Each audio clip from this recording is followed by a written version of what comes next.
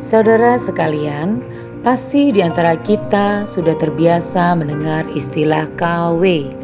Misalnya dalam kalimat tas Prada KW, jam Rolex KW. Jadi apa itu sebenarnya arti kata KW? Melirik ke internet, kata KW diambil dari kata kualitas, tetapi bentuk yang tidak baku adalah dengan W, sedangkan yang baku adalah kualitas dalam Kamus Bahasa Indonesia. Sebutan KW tampaknya sudah mendarah daging di Indonesia sebagai pengganti kata imitasi atau tiruan. Nah, yang bahaya itu barang KW bisa laku dan malah kadang lebih laku daripada barang orisinil. Kenapa? Alasannya beragam. Salah satunya yakni daya beli masyarakat yang ingin bergaya pakai barang bermerek tapi tak punya uang banyak.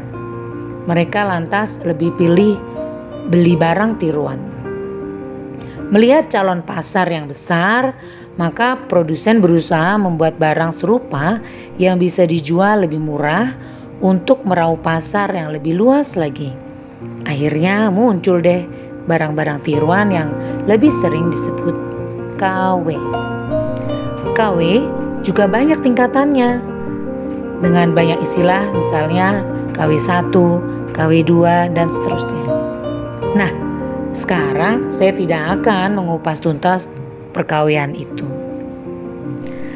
Bapak Ibu Saudara terkasih dalam Yesus, kita menyadari bahwa sekarang ini kita sedang berada di bulan Februari 2022. Setelah merenung beberapa waktu, saya mendapat ilham untuk menyampaikan topik yang berhubungan dengan bulan Februari. Yang anak muda bilang bulan cinta, bulan kasih sayang atau Valentine, yang biasa diperingati dengan bunga mawar, coklat, dan semua nuansa pink. Biasanya diperingati tanggal 14 Februari. Tapi masih minggu depan ya, tidak apa ya Bapak Ibu ya. Nah, mari kita buka firman Tuhan dari 1 Petrus 1 ayat 13 sampai 25 yang berjudul Kekudusan dan Kasih Persaudaraan. Demikian firman Tuhan. Sebab itu, siapkanlah akal budimu, waspadalah, dan letakkanlah pengharapanmu seluruhnya atas kasih karunia yang dianugerahkan kepadamu pada waktu pernyataan Yesus Kristus. Hiduplah sebagai anak-anak yang taat dan jangan turuti hawa nafsu yang menguasai kamu pada waktu kebodohanmu.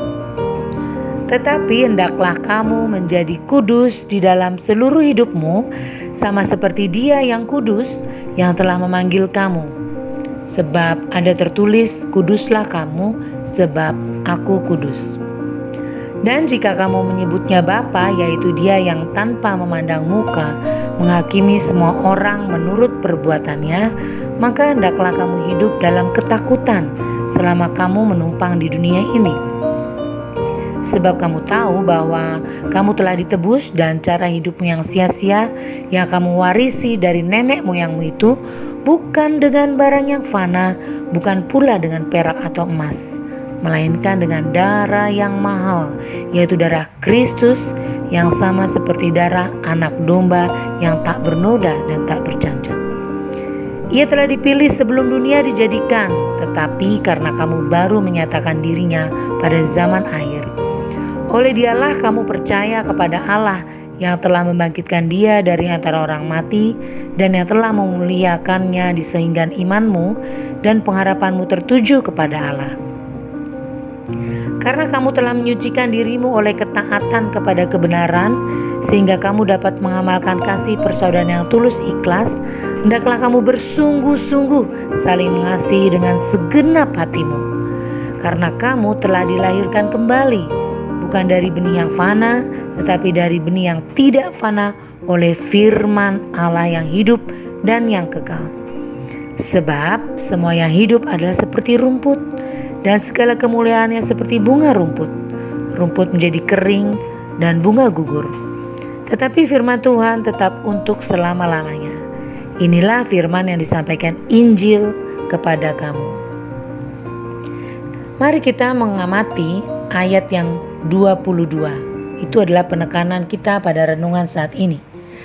Kata sehingga adalah kata yang menunjukkan hubungan sebab akibat. Kalau tidak ada sebab, maka tidak akan terjadi akibat. Oleh sebab itu, apabila kita renungkan kalimat yang dibuat menjadi negatif, jadi demikian. Kamu tidak dapat mengamalkan kasih persaudaraan yang tulus ikhlas, tidak bersungguh-sungguh saling mengasihi dengan segenap hatimu. Berarti kamu tidak menyucikan dirimu oleh ketaatan kepada kebenaran. Atau begini, karena kamu tidak menyucikan dirimu oleh ketaatan pada kebenaran, sehingga kamu tidak dapat mengamalkan kasih persaudaraan yang tulus ikhlas. Seperti itu. Oleh sebab itu, Bapak Ibu Saudara terkasih dalam Yesus, marilah kita menyucikan diri oleh ketaatan kepada kebenaran, sehingga kita dapat mengamalkan kasih persaudaraan yang tulus ikhlas, bersungguh-sungguh saling mengasihi dengan segenap hati kita. Jadi janganlah kita mengasihi karena modus, ada maunya.